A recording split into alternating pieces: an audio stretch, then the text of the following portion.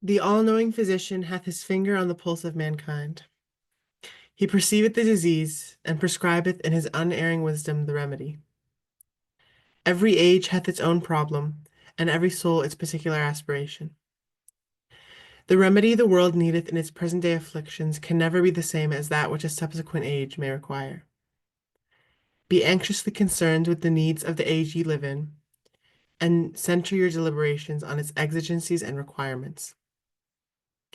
We can well perceive how the whole human race is encompassed with incalculable afflictions.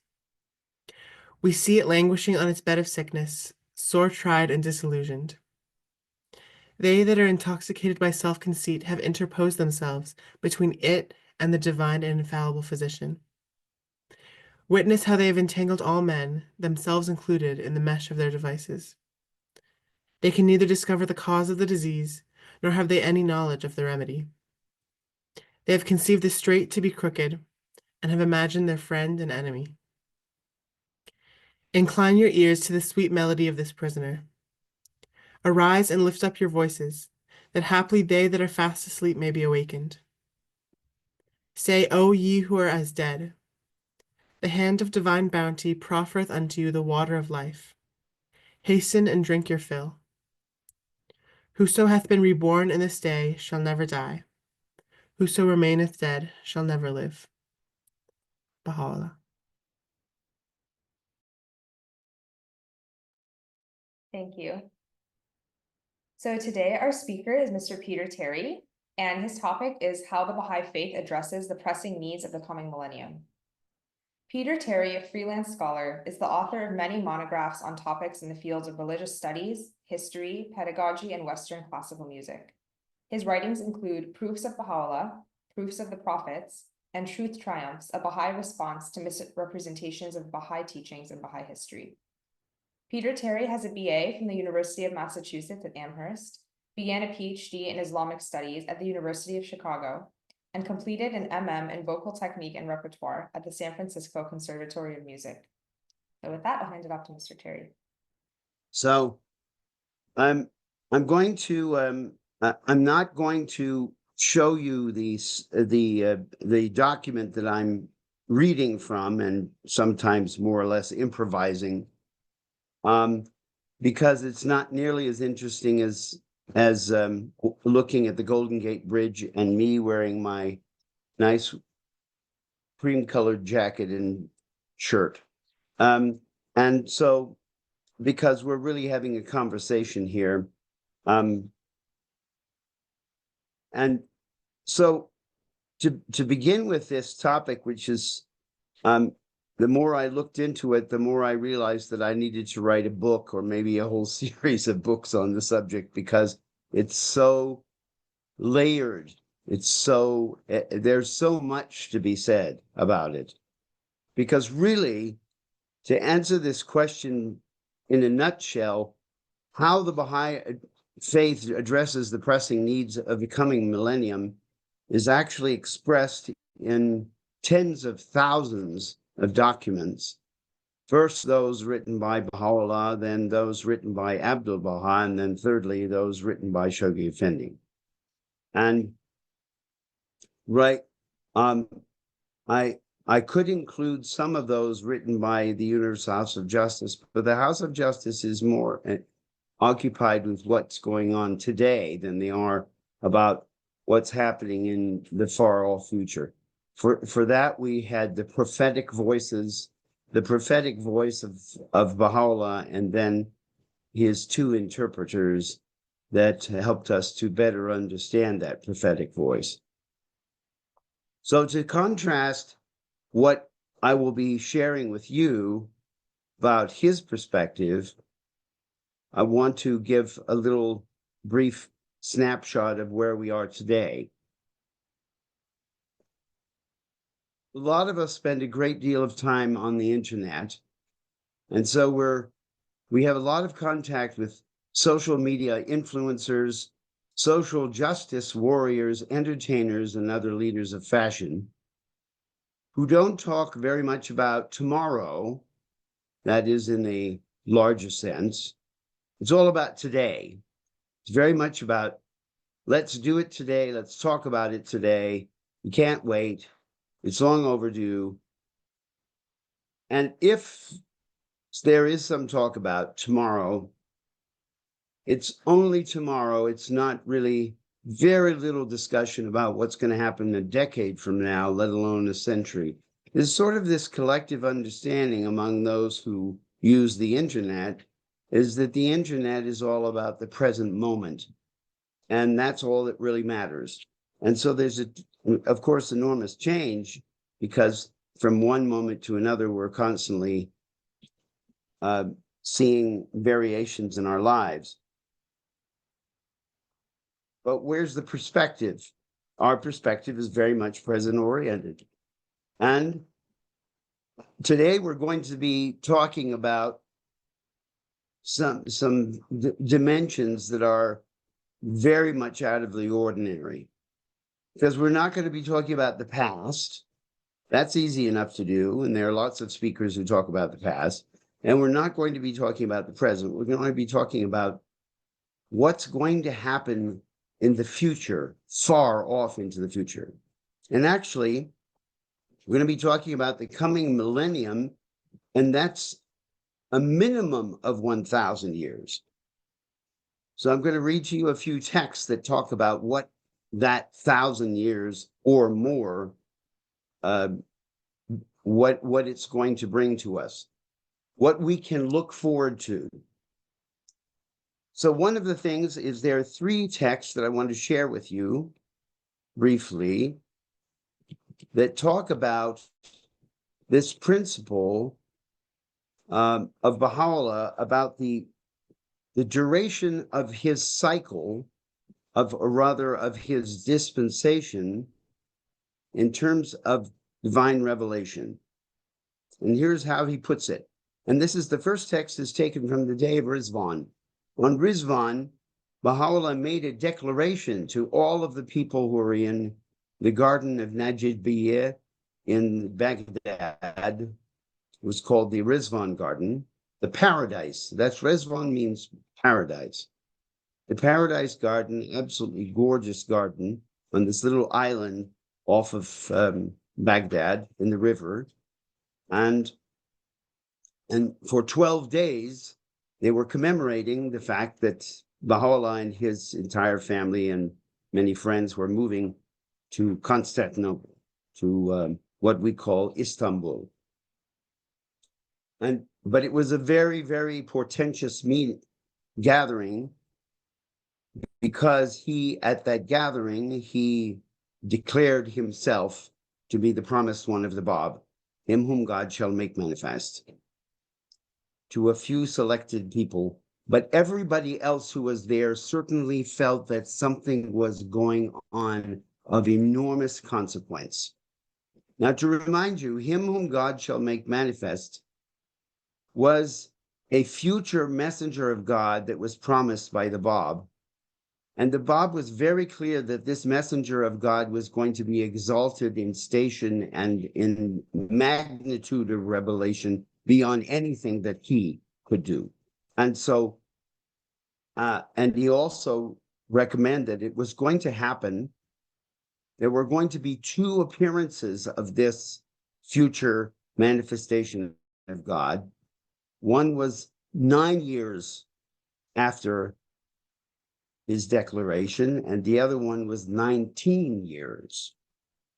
So this is the 19 years. The 9 years was when Baha'u'llah received the summons to recognize that he was him whom God shall make manifest. Before that, he did not have a conscious understanding of it. He had some understanding because, of course, he had these extraordinary gifts from birth, but not the full understanding of who he was. That appeared in the year 9, which was 1852. So here we are in 1863, the year 19. And in the Garden of Rizwan, Baha'u'llah said the following. He says, on the first day that the ancient beauty ascended his most great throne in the garden named Rizwan, the tongue of glory gave utterance to three blessed words. First, that in this revelation the law of the sword hath been annulled. Second, that ere the expiration of 1,000 years, whosoever advanceth a prophetic claim is false. By year, a full year is intended, and no exegesis or interpretation is permitted in this matter. So this first announcement of this 1,000-year cycle, minimum of 1,000-year cycle, was made during this period of time in April of the year 1863. And then there's another passage where he talks about this, which is cited by Shoghi Effendi in the Dispensation of Baha'u'llah. And he says, should a man appear ere the lapse of a full 1,000 years, each year consisting of 12 months, according to the Quran, and of 19 months of 19 days, each according to the Bayan. And if such a man reveal to your eyes all the signs of God, unhesitatingly reject him. Again, this understanding that it will be 1,000 years, and that during that 1,000-year period, his revelation alone is there to guide mankind.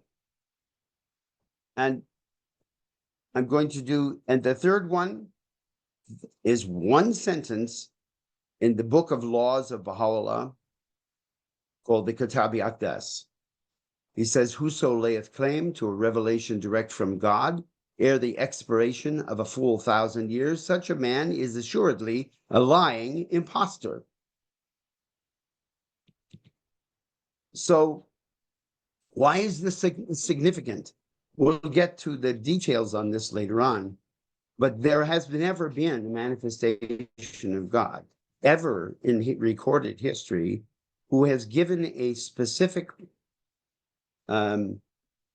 prediction of this nature, who said that there's a certain period of time during which you can base your communication with the unknowable essence of God through one messenger. And that time is predetermined. And so you can be sure that before this time expires, there will be nobody else. You can count on this one voice. And this one voice will guide you aright. So this is, of course, an extraordinary phenomenon, because it's talking about a full 1,000 years. And even now that it's been quite a bit of time since the declaration was made, it was made in 1863, we still have 800 of this minimum period. Now, I'm going to read to you another passage which will put it in kind of a perspective. It says, during this cycle of the blessed perfection, which is one of the names for Baha'u'llah, may my life be a sacrifice to his believers. All are beneath his shadow. He is unique and peerless, one until the next manifestation. It is, however, not definite that it will be 1,000 years.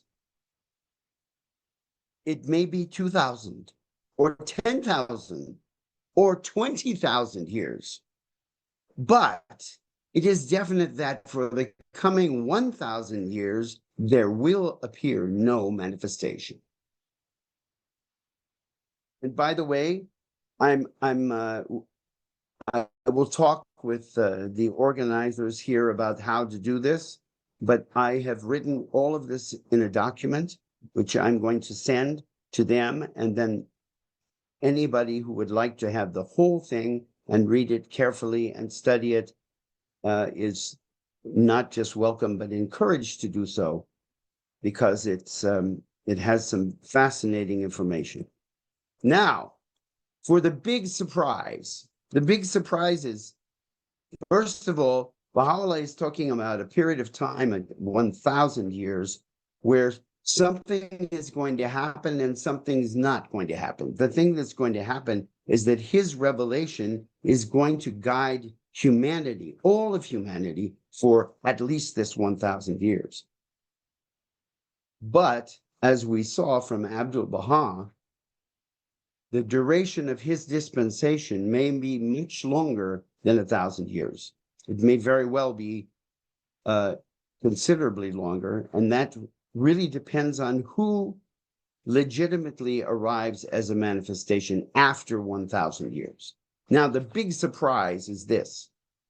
Baha'u'llah's vision into the future is not just this definite parameter of at least 1,000 and potentially more.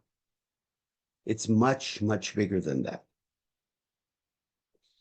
And this is, historically speaking, absolutely unique. I'm going to read you a few passages that put this into perspective. These are all written by Shoghi Effendi Rabbani, the guardian of the Bahá'í Faith, who is also its appointed interpreter for the duration of his ministry, which lasted from 1921 until 1957. But in the case of the interpreters, as well as Baha'u'llah, they are part of this dispensation. So that means really that their interpretations are lasting for at least 1,000 years and maybe thousands beyond that. And here's what he said.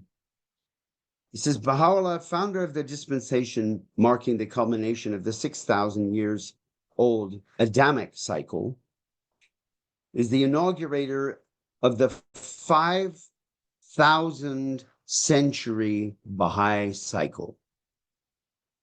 I'll read another one. The age that is to come, the last, the golden age of the initial and brightest dispensation of the 5,000 century Baha'i cycle. Another passage. While the dispensation of Baha'u'llah will last for at least 1,000 years, his cycle will extend still further to at least 500,000. Now you can understand why I'm saying that this is an extraordinary dimension, because he's talking about 500,000 years into the future. There's never been anything like this before in the history of religion, or for that matter, in the history of anything. Human beings do not look that far ahead. And yet here we have the manifestation of God, Baha'u'llah, who is envisioning things that are going to happen for 500,000 years. And these are not my ideas. I'm quoting you exactly from texts which are cited in this document. That's why I want to give it to you and have it available for you to read. So here's another statement. There is no record in history or in the teachings of a prophet similar in station to Baha'u'llah, having lived 500,000 years ago. There will, however, be one similar to him in greatness after the lapse of 500,000 years, but we cannot say definitely that his revelation will be interplanetary in scope. We can only say that such a thing may be possible. What Baha'u'llah means by his appearance in other worlds he has not defined, as we could not visualize them in our present state. Hence, he was indefinite, and we cannot say whether he meant other planets or not. This is referring to Baha'u'llah stating that he will appear in other worlds. And there is another quotation here. This is from Abdul Baha. And he says, and he quotes this quite detailed account. It's translated and quoted by Shoghi Effendi in the dispensation of Baha'u'llah, which is probably his most important tablet, his most important letter to the world, because it defines in great detail and with great authority the many characteristics of the Baha'i revelation. And it actually corrects lots of errors that the Baha'is crept into over the years, because they were trying to answer them for themselves rather than becoming really well aware of the revelation, which is understandable because the revelation is often very difficult for them to find. There being persecution of Baha'is throughout all of these years. And honestly, there's never been a time when Baha'is in Iran were not persecuted. But this is Abdul Baha who's confirming this. After he talks about this calculation according to the Muslim calendar and according to the Zoroastrian calendar, and this was addressed to a Zoroastrian.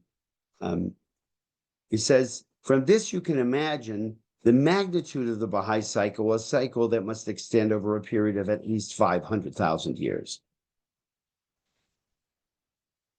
So I wanted to point out that Shoghi Effendi actually gave two predictions in one of the talks that I cited earlier. The first thing that he says is that the dispensation of Baha'u'llah, that is the period of time of 1,000 years or more before a new manifestation will appear, that period, he says, this is the brightest dispensation of the 500,000 years. And he says that the golden age of humanity, the culmination of our development, will actually come at the end of this dispensation of Baha'u'llah, not the end of the cycle. The cycle is going to continue the advances that we will have made by the end of the dispensation of Baha'u'llah.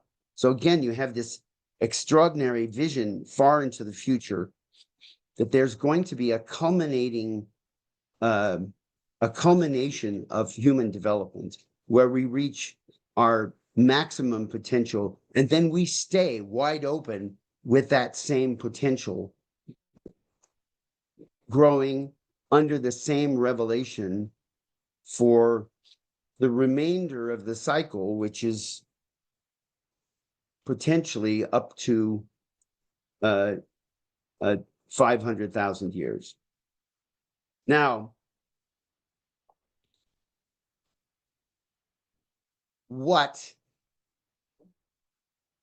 how does this vision of the future, right, of the future of 1,000 years and a future of 500,000 years, what is the connotation, what is the meaning of it in terms of that passage that Bayan so nicely read to us in the beginning? And that passage is absolutely pertinent to this subject.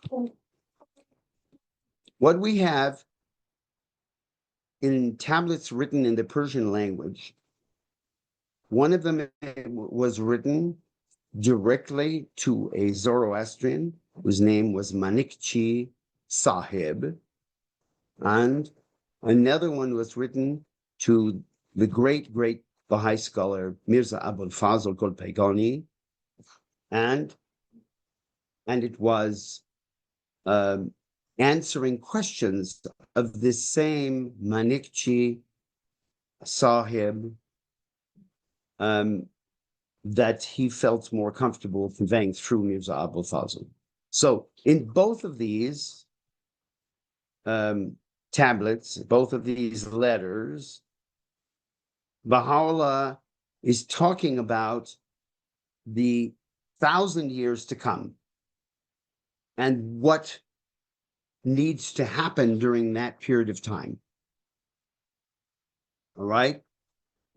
And so in both of these tablets, Baha'u'llah uses the same expression: be anxiously concerned with the needs of the age ye live in and center your deliberations on its exigencies and requirements.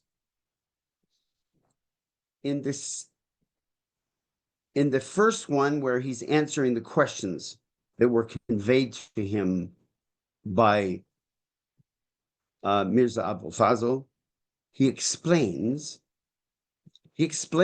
what he means by this. It's very important because this phrase can be interpreted anyway. I mean, you could say, well, what it's really telling us is we have to look at what's going on around us right now and then understand what's going on and then figure out how to respond to it.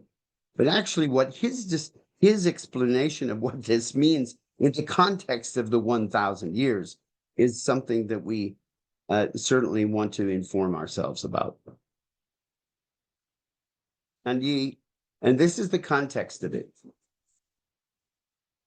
Manikji Sahib had all kinds of questions about different religions because he was Zoroastrian and he was checking out the Baha'i faith to find out what do the Baha'is have to offer here that will help me to understand why there are so many differences between religions. And so Manikji's question is this: among the manifestations of the past, one hath, in his time, allowed the eating of beef, while another hath forbidden it.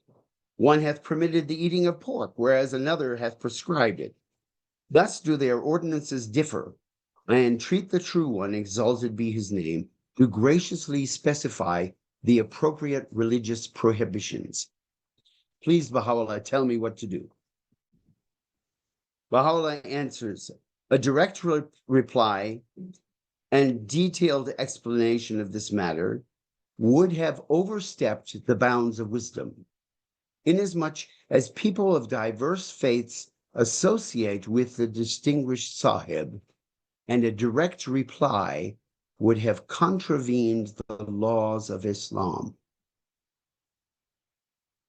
Now, after I read the rest, I'm going to come back and explain what he's talking about. The answer was therefore sent down from the heaven of the divine will in an implicit manner. Indeed, the statement in the first passage, where he saith, the all-knowing physician hath his finger on the pulse of mankind, was and remaineth the answer to his question. He further saith, be anxiously concerned with the needs of the age ye live in, and center your deliberations on its exigencies and requirements. That is, fix your gaze upon the commandments of God. For whatever he should ordain in this day and pronounce as lawful is indeed lawful, and representeth the very truth. It is incumbent upon all to turn their gaze towards the cause of God and to observe that which hath dawned above the horizon of his will, since it is through the potency of his name that the banner of he doeth whatsoever he willeth hath been unfurled, and the standard of he ordaineth what he pleaseth hath been raised aloft. For instance, were he to pronounce water itself to be unlawful, it would indeed become unlawful, and the converse holdeth equally true.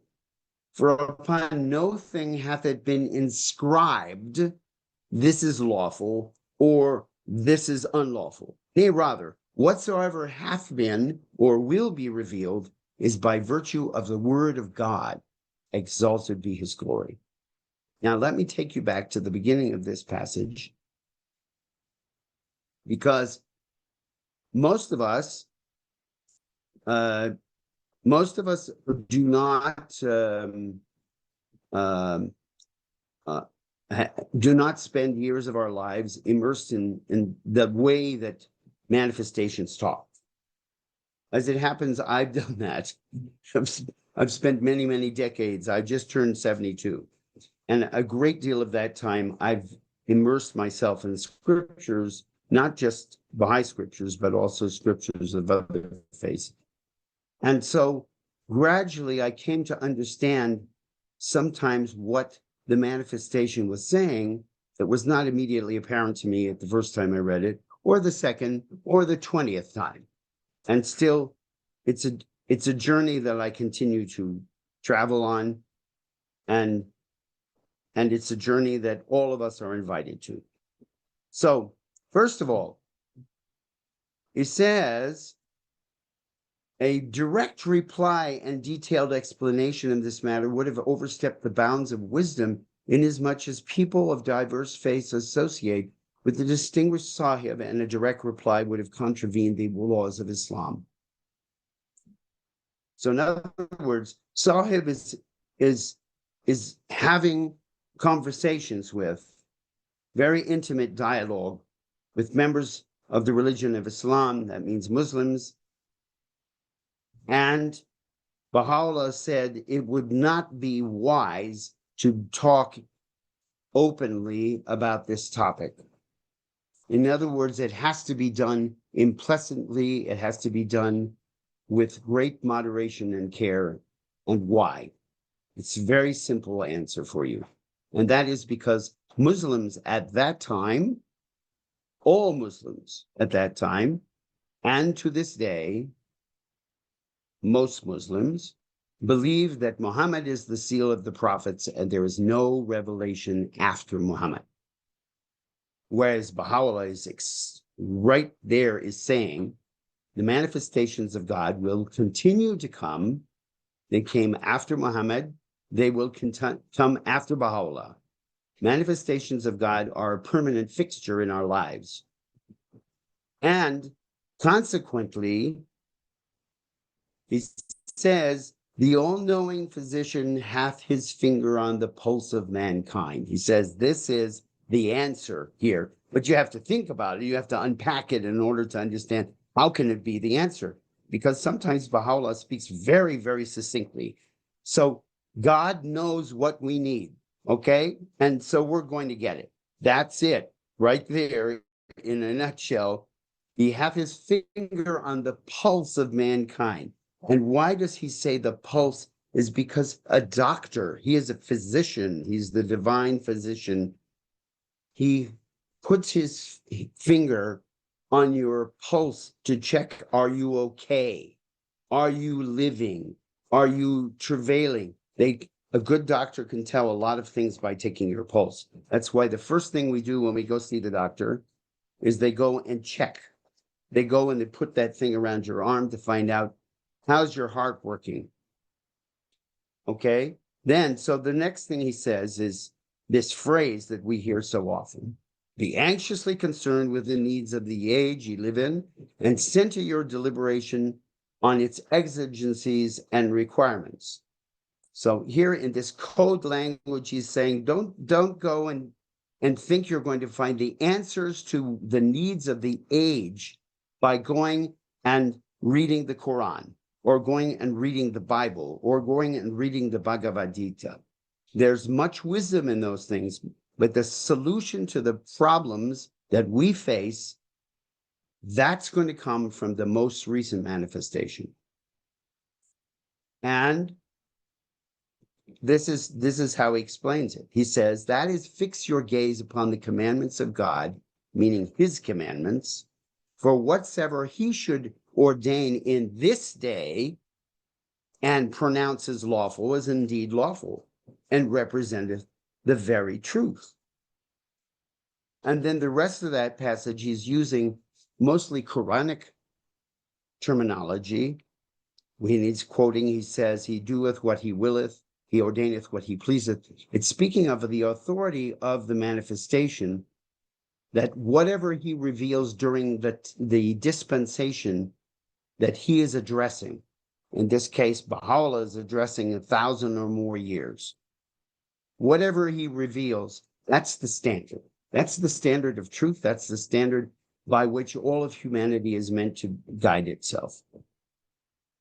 And then he concludes that passage by saying, there's nothing written on anything that says this is lawful or not lawful. It's good or it's bad. There's no branding, so to speak, that will identify what is right and what is wrong for all time. Rather, it hath been or will be revealed by virtue of the word of God. That is, in the writings of the manifestation, that's where he says, in this day and age, this is what you need to do. So Baha'u'llah wrote tens of thousands of tablets, of letters. And we have a small but very, very important selection of those which have been translated into English. And eventually I'm sure everything he wrote will be translated into English or whatever language becomes our language for all of humanity in the future. So just to unpack this idea a little bit more, when Baha'u'llah is referring to the needs of the age he live in, he's not talking about what is discussed in the nightly news, in the newspapers, in classrooms, boardrooms, and all the places where people who are in charge of the governance of others are engaged in discussing what they think is needed by people. Those kind of discussions are about things that change from hour to hour, day to day, year to year. And they're not the substance of what Baha'u'llah is addressing. Baha'u'llah is addressing the priorities that need to govern the next 1,000 years or more. And Baha'u'llah is very clear that they who are intoxicated by self-conceit have interposed themselves between the whole human race and the divine and infallible physician.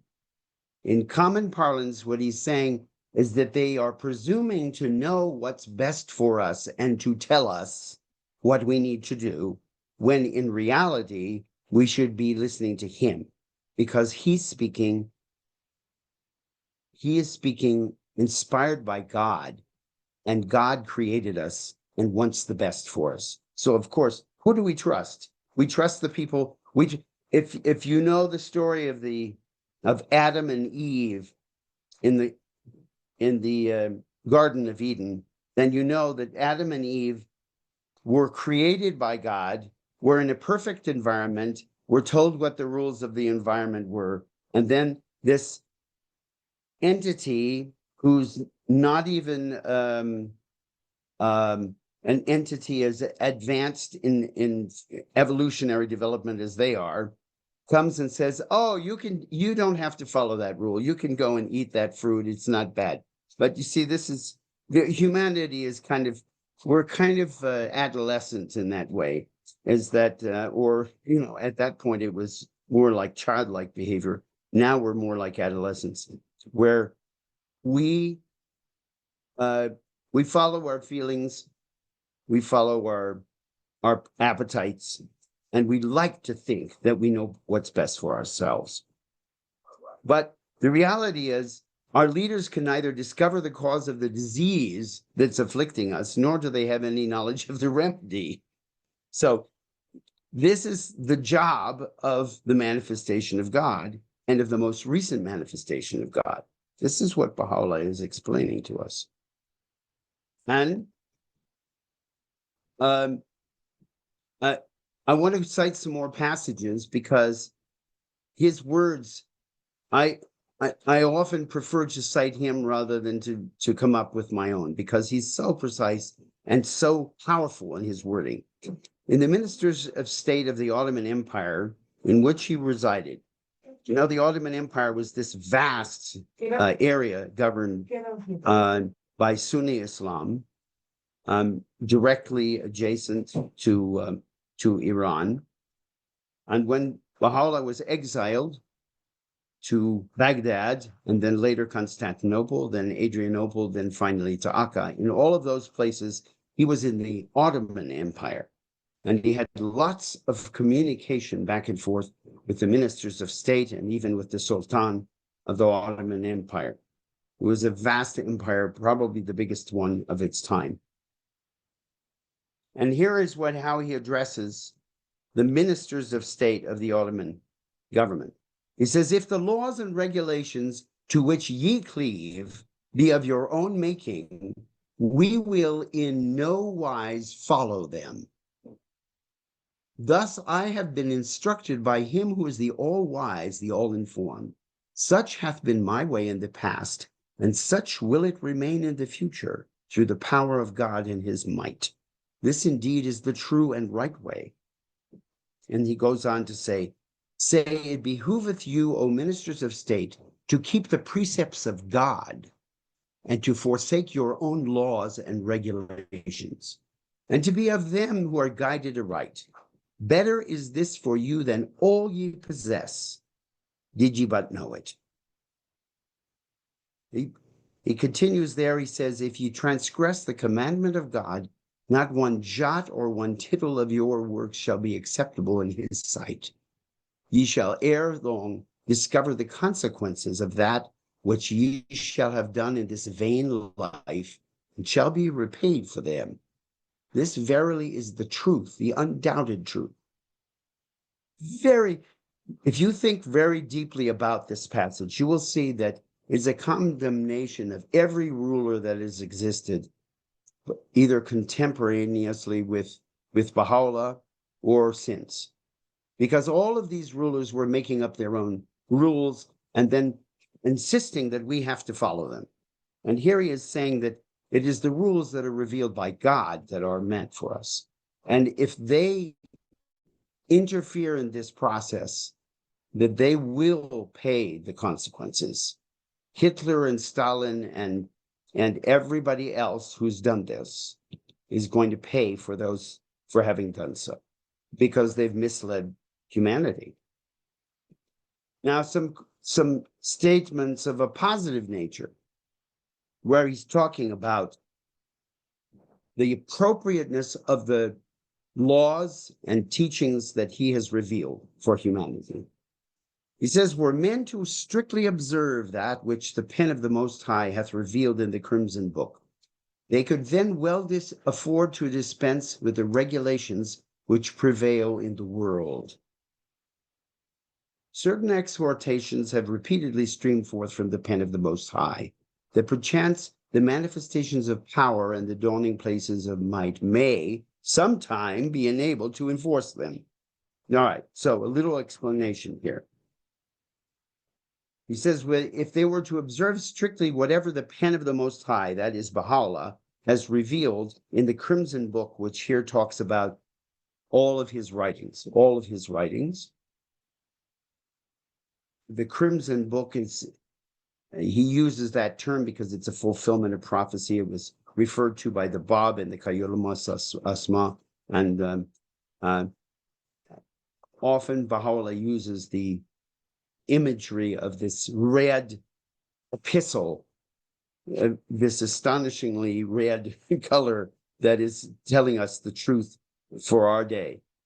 But you see, look at what he says. He says, they could then well afford to dispense with the regulations which prevail in the world. We don't need your laws. What we need is the laws from God. Those are the ones that are appropriate for us.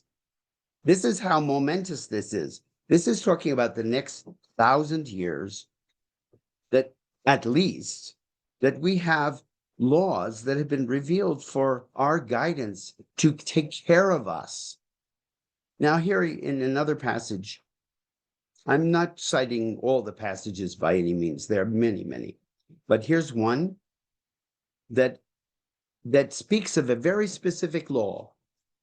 And it's the law of hukukullah, which means the right of God. It means a certain amount that people who are to pay directly to the head of the faith, and then it will be used to take care of people, to take care of widows, to take care of the handicapped, to take care of orphans, to take care of the victims of crime and violence and natural disaster and so forth. This is all money that is supposed to take care of people, okay? And he says here, previously we wrote to thee that had the friends, meaning the Baha'is, there in that location, observed the payment of hukukullah, the people of that region would have enjoyed ease and comfort. Were the people of the world to recognize what inestimable benefits the ordinances of the All-Merciful would bring forth, they would arise to fulfill his commandments and would observe his bidding.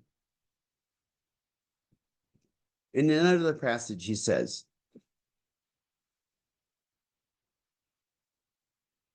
were men to observe that which we have sent down unto them from the heaven of revelation, they would of a certainty attain unto perfect liberty. Then he says, the liberty that profiteth you is to be found nowhere except in complete servitude unto God, the eternal truth. Whoso hath tasted of its sweetness will refuse to barter it for all the dominion of earth and heaven.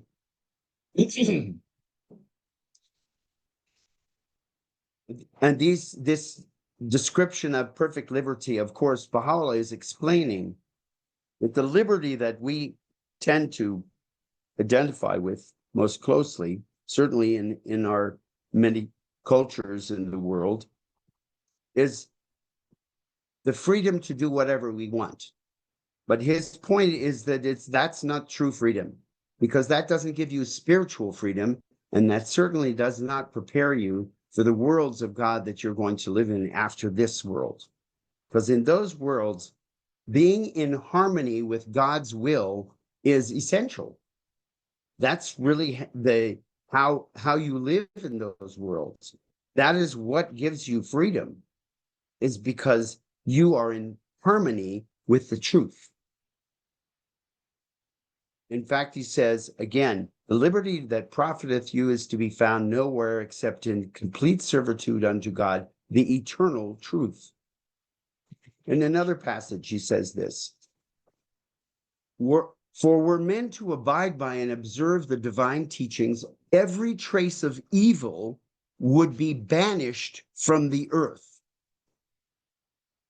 It's just absolutely astonishing when you see that bold statement when we're encountering evil every day of our lives. We can't even imagine what it would be like to live in this world without evil.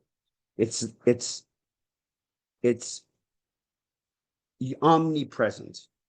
And yet again, for were men to abide by and observe the divine teachings, every trace of evil would be banished from the face of the earth.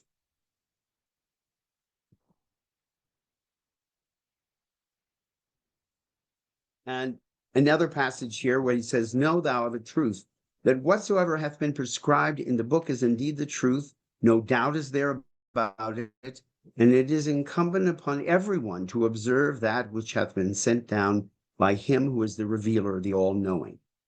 Were a man to put them away, despite his being aware thereof, God would surely be clear of such a one, and we too would be clear of him, inasmuch as his ordinances constitute the fruits of the divine tree, and no other than the heedless and the wayward will deviate therefrom.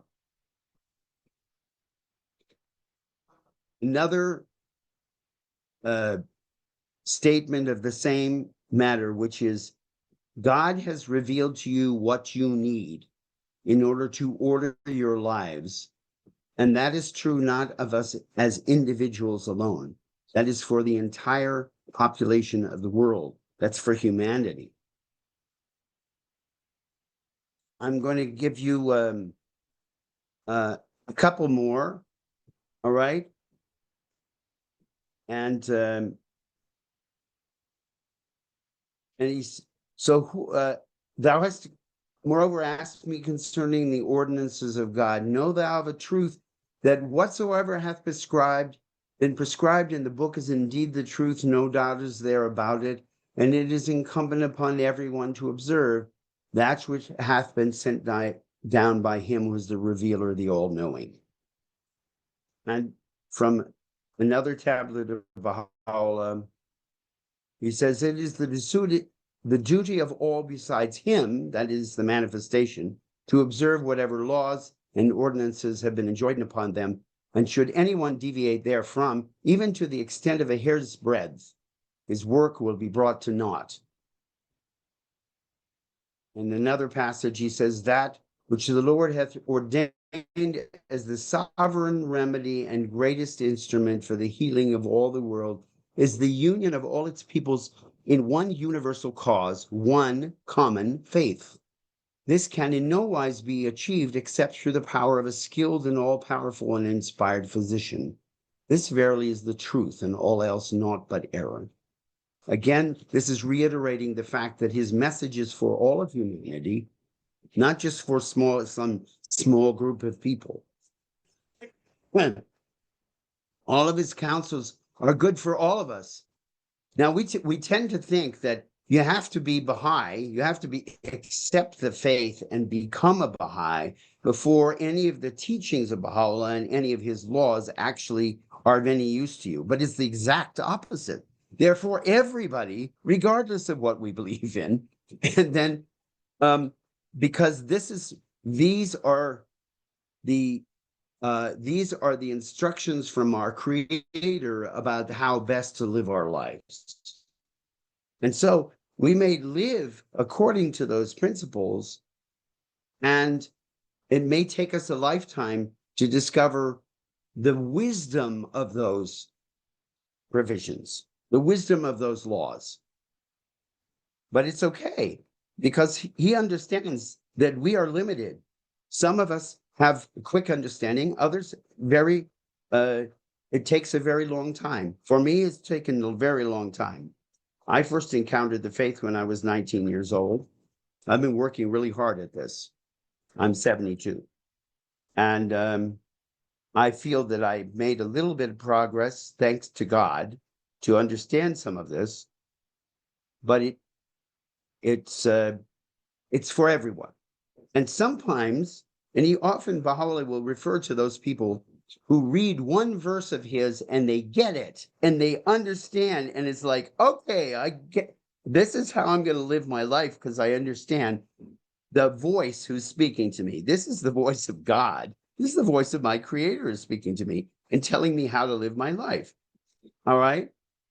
And then here in this passage of his writing, he describes very beautifully how the original intention was that these teachings were going to be adopted by the people of Iran, and then the people of Iran were then going to go and bring them to the entire world. That was the original plan, right? Here's how he puts it. In short, sometimes in explicit language, at other times by allusion, we said whatever had to be said. Thus, once Persia had been rehabilitated, the sweet savors of the word of God would have been wafted over all countries, inasmuch as that which hath streamed forth from the most exalted pen is conducive to the glory, the advancement, and education of all the peoples and kindreds of the earth. Indeed, it is the sovereign remedy for every disease, could they but comprehend and perceive it. So I want now to talk about what are some of these prescriptions. What are some of the words of wisdom that Baha'u'llah has revealed to us? And here I'm not going to quote. I'm going to put it in my own words. And I will be very interested to have a dialogue with you when we do the Q&A. I've picked out 12 themes. And there's nothing canonical about this. And I didn't choose 12 for any particular reason. It just happened that there were 12 themes that struck me as being important, that people understand are unique to this 1,000 years. And because of Baha'u'llah being the inaugurator of this new cycle of 500,000 years, we have some assurance of some of his statements that these laws and themes will be important for the next 500,000 years. They're not going to be completely revamped after 1,000 or more years. They're going to shape the way humanity is developing for a very long time to come. So the first theme that Baha'u'llah speaks of is a way to harmonize, to bring together the people who practice religions all over the world. There are about 2 billion Christians. There are about 2 billion Muslims. And then there are various other numbers of people who follow other religions, Hinduism, Buddhism, but also animist religions, tribal religions, and just about everybody in the world is following some religion. So Baha'u'llah has a theme. One of his major themes is how to bring together the people who believe in religion, the people who are following some standard of guidance. Because they are following different standards of guidance, up until now, predominantly they are in conflict with each other because they think that God expects something different. One person says, no, this is what's supposed to happen. Another says, no, it's that one. So one of the ways in which Baha'u'llah creates this harmony is to say, if you were united in one religion, then there would be no more war. There would only be peace, there would be trust, there would be love. Daddy, call.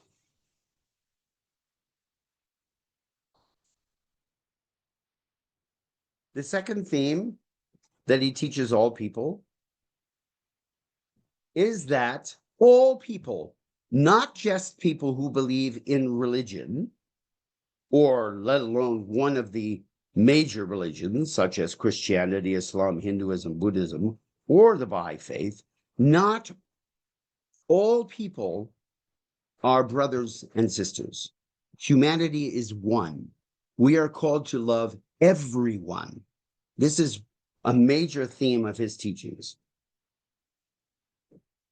A third theme is that justice and mercy are twin principles that guide human relationships. They are complementary, they are not contradictory.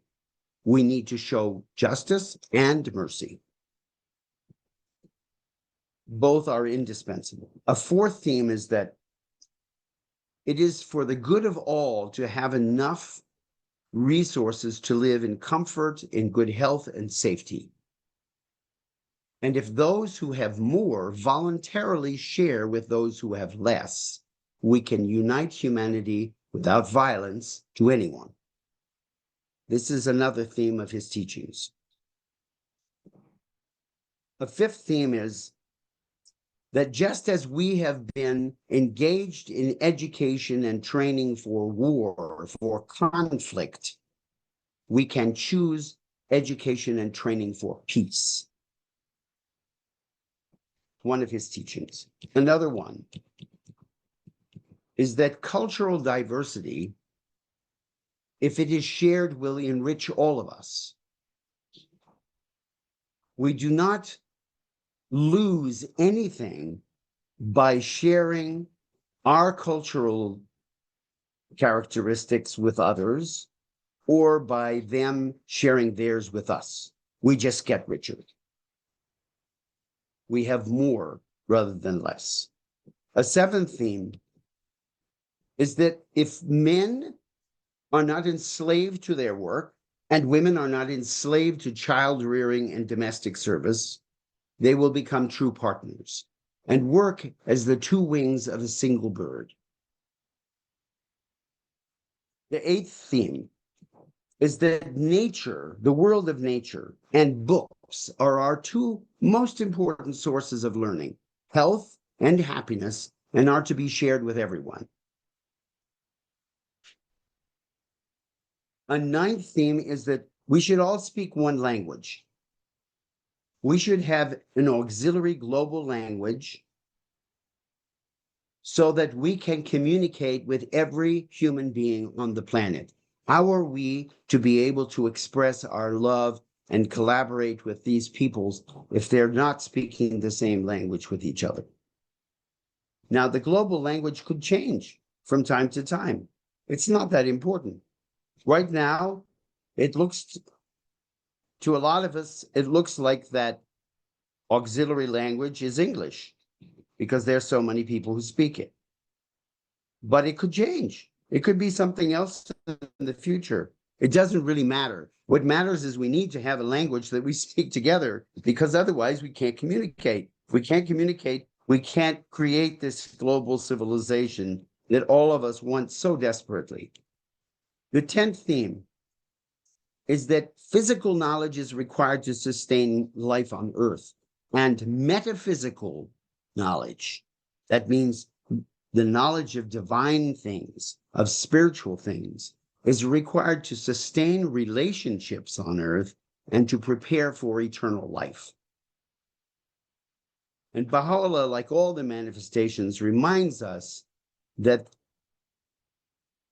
we are just starting our lives here. We start in this world, in the physical world, and then we go and we leave and we don't come back. We go and we live in infinite worlds which are closer to us than our life's vein, but we don't see them because they're not physical. And all of the manifestations are principally preparing us for this eternal life that we're going to encounter as soon as the heart stops beating. That's the big story, is actually not what's happening here. That's what preoccupies us when we're here most of the time. But that's why prayer is so important, and meditation is because those are exercises that take us out of this world and make us conscious of the world that we're going to, which doesn't seem all that important to a lot of us right now, but it will soon. Soon it will be the only game in town. The 11th theme is that without beauty, our lives are impoverished, and with beauty, we are happier. This theme of beauty is very important because beauty brings joy to the heart. And it's a language that doesn't need any interpretation. It doesn't need to be, it's not words, it goes beyond words. And the 12th theme is that there's no limit and no end to the acquisition of knowledge and wisdom, except as a result of not trying, not helping others, or of hating and trying to dominate the people we meet. In other words, we create our own barriers to the acquisition of knowledge and wisdom, which is really what we're here for. We're here to learn. Love conquers all as soon as we recognize that love does not put people in harm's way. You don't show love to somebody by harming them. We live in a new age, and we need to help each other learn how to adopt the attitudes and behaviors that will bring our inner reality into alignment with our outer reality, and vice versa. We're meant to integrate the inward and the outward. And this is very much connected to Baha'u'llah's great pronouncement that we have come to the coming of age of humanity. Humanity has come to this extraordinary moment when we are beginning our maturity, where our evolution has reached that point where we're going to see the whole thing rather than part of it. Now, I want to invite you to participate now. And I've said a lot of things. I've quoted a lot of things. You could have 100 questions. You might be stunned and not knowing what to say next. I understand both responses very well. I've been there myself many times. I would love to have an opportunity to dialogue with anybody who cares to either put something in the chat or raise their hand and speak. Thank you so much. Yeah, so questions, we will do in the chat. So if anyone has questions, you can put it there. I already see a few. The first one is, what enables the shift in the development of humanity from childhood to adolescence and then to maturity? Is it only the divine teachings through messengers, or are there other factors? Well, the shift is, of course, the shift is engaging every single one of us. So, as with any process of maturation, you can have a 5-year-old who's more mature in some ways than a 10-year-old. It's not determined by age alone, and it's not uniform. That's the thing, is that there were some people when 1844 came who were ready for the beginning of the cycle of fulfillment. That is, they were ready for this new time of our coming of age, and they engaged in it. And there were many, many, many who weren't ready.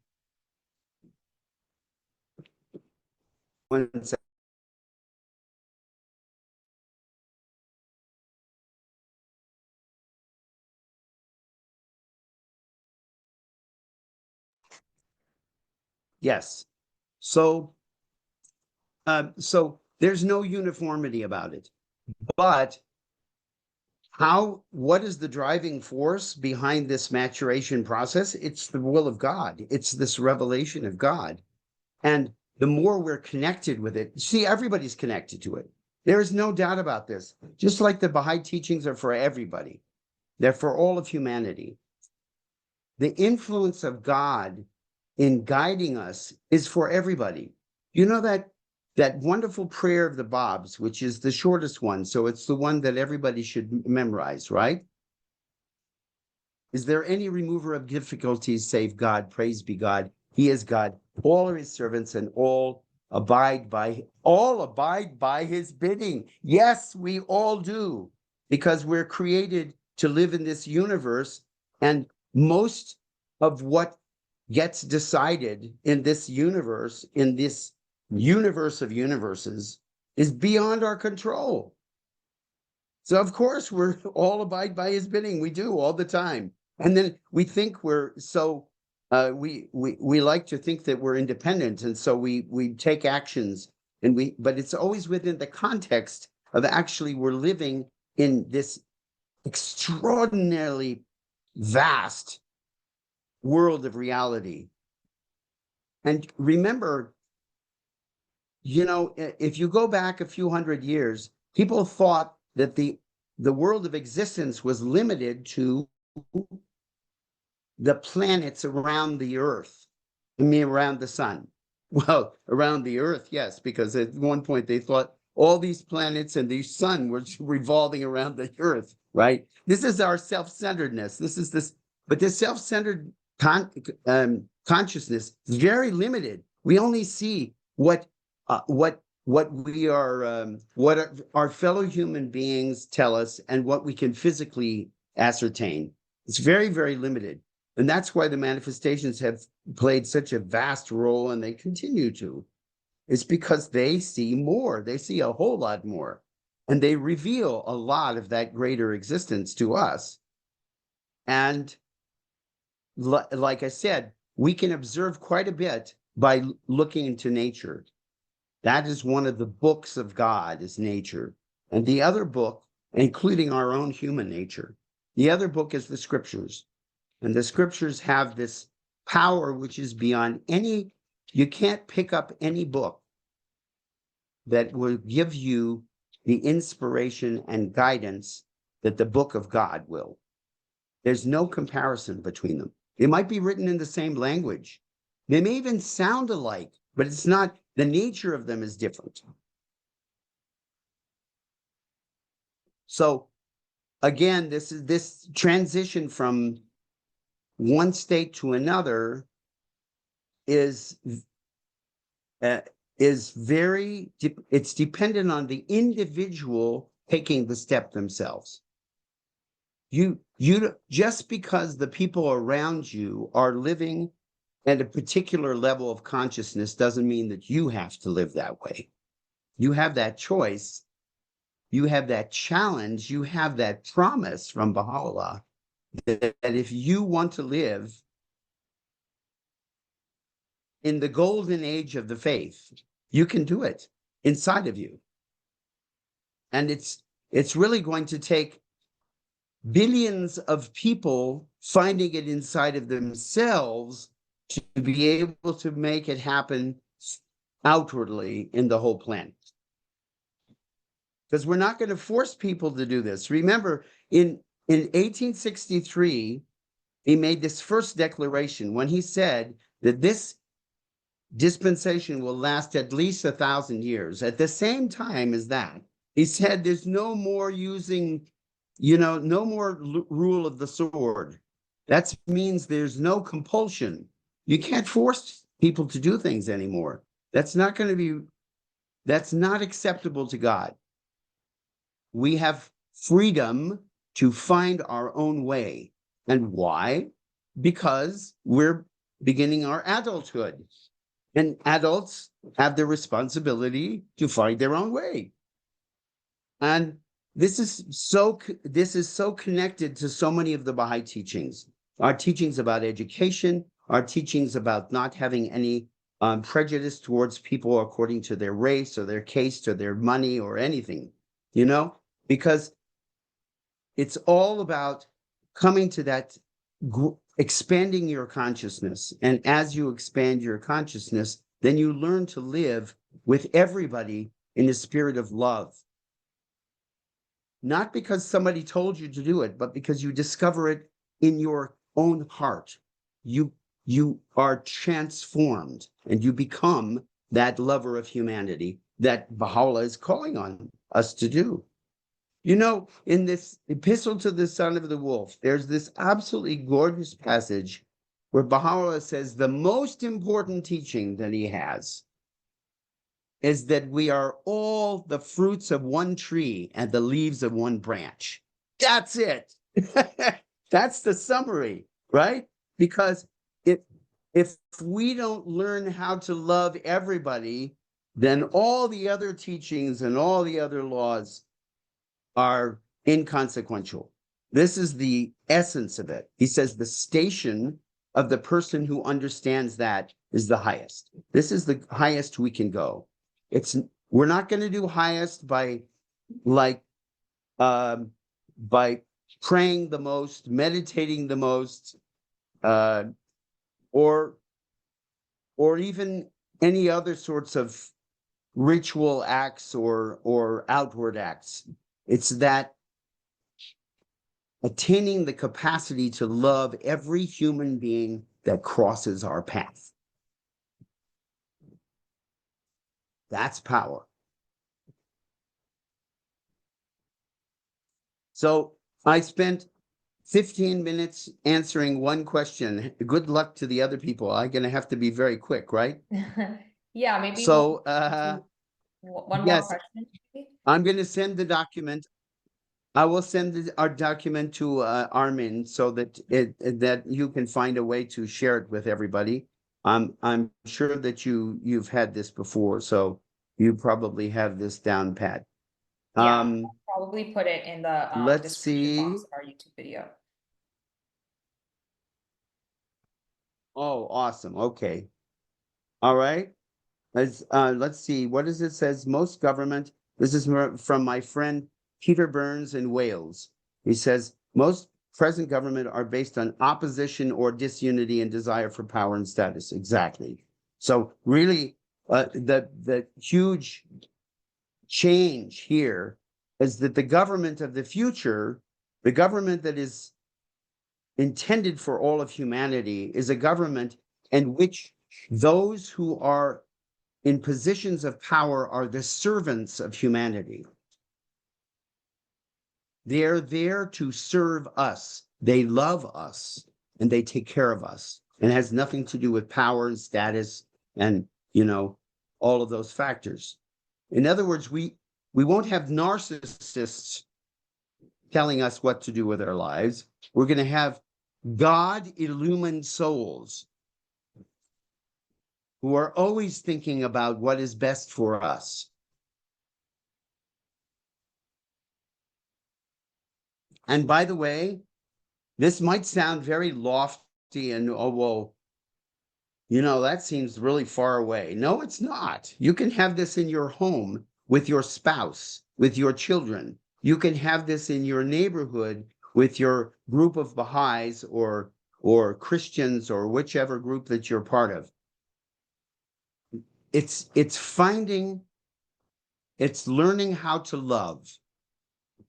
And learning how to love is the challenge of becoming adults, because if we don't learn how to love everybody, then we're going to continue to be at war.